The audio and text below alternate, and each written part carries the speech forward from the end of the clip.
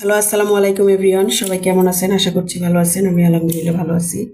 চিংড়ি মাছ নিয়ে আসছে, বড় বড় চিংড়িগুলা, ওগুলোই কেটে নিচ্ছে এখন আমি। আগে সবগুলোর লোমগুলো কেটে নিই, তারপরে একবারে মাথাটা কাটবো। আর মাছের আজকে কোনো তরকারি দিয়ে মাছটা রান্না করব না। আপনাদের ভাইয়া বলতেছে যে ভুনা করতে, আজকে কোনো তরকারি দেব না।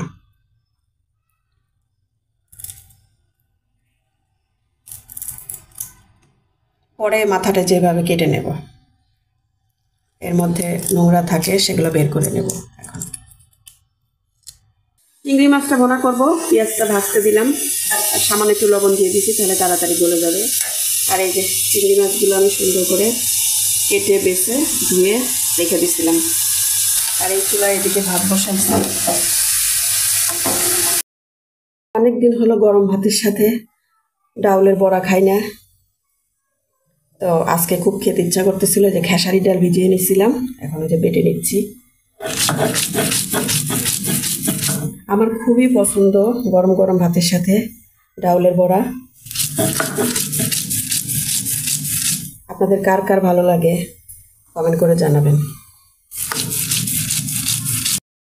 ভাজাটা হয়ে গেছে, এখন আমি সব রকম মশলা দিচ্ছি। হলুদের গুঁড়া, মরিচের গুঁড়া, জিরা গুঁড়া, লবণ, মশলাগুলো এখন ভালোভাবে দিয়ে এখন পেঁয়াজটা কষিয়ে নিচ্ছি। আর আমি এখানে আদা রসুন দেবো না, আর অন্য কোনো মশলা অ্যাড করবো না। চিংড়ি মাছ আমি খুব একটা কিছু দিই না।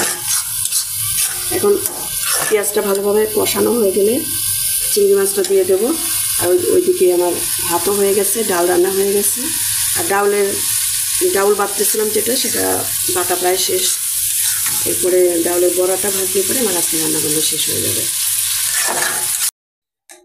এই যে মাছটা কষানো শেষ, ঝোল দিয়ে দিলাম।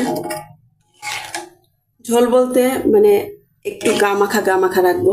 যখন ঝোলটা বলক আসবে, তখন ঝোলটা টেনে যাওয়ার পরে যখন একটু গা মাখা হয়ে যাবে, তখন নামিয়ে ফেলবো। মানে একদম তেল বের করবো না, যে ঝোলটা একদম টেনে তেল বের হয়ে যাবে ওরকম করবো না। একটু গা মাখা একটু ঝোল রাখবো। মাছগুলো দেখতে কত সুন্দর লাগতেছে, লাল হয়ে যায় চিংড়ি মাছ। ঢেকে দেই।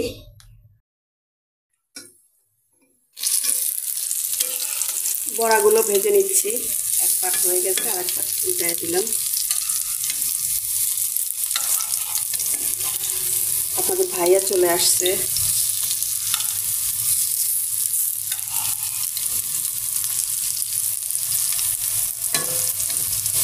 কি লোভনীয়, তাই না?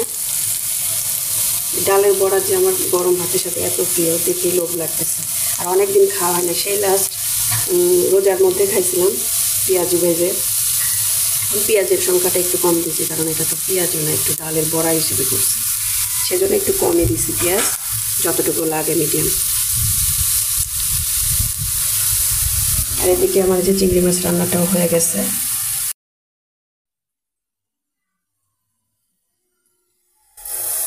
এই যে কতগুলো ভাজা হয়ে গেছে, আরো কয়েকটা দিয়ে দিলাম। আর আপনাদের ভাইয়া খেতে বসবে, তাকে খাবার দিয়ে দিই। চিংড়ি মাছ রান্নাটাও হয়ে গেছে।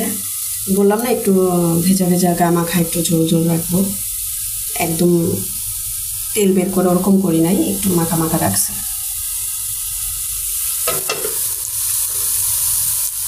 আর বড় ভাজা এই কটা হলেই হয়ে যায়, তাই আজকে রান্নাবান্না শেষ। এই যে দুপুরের খাওয়া দাওয়া করতে বসে গেলাম।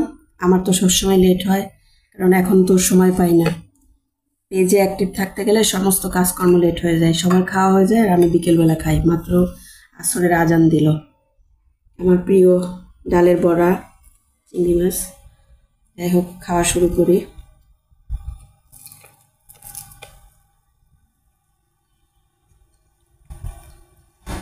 বিসমিল্লাহ। যাই হোক, এখন খাওয়া দাওয়া শেষ করে নেই। আজকের ভিডিওটি আর বেশি লম্বা করব না। আর ভিডিওটি কেমন লাগলো সবাই একটু কমেন্ট করে জানাবেন। নতুন নতুন ব্লগ পেতে আমার সাথেই থাকবেন। আমার পেজ, আমার ইউটিউব চ্যানেলের পাশেই থাকবেন। আমার ইউটিউব চ্যানেলটা সাবস্ক্রাইব করে দেবেন। আমার পেজটা একটু ফলো করে দিয়ে লাইক কমেন্ট শেয়ার করে প্রতিনিয়ত নতুন নতুন ব্লগ পেতে আমার সাথেই থাকবেন। নতুন একটি ব্লগ নিয়ে আবারও হাজির হয়ে যাব। সে পর্যন্ত সবাইকে আল্লাহ হাফেজ।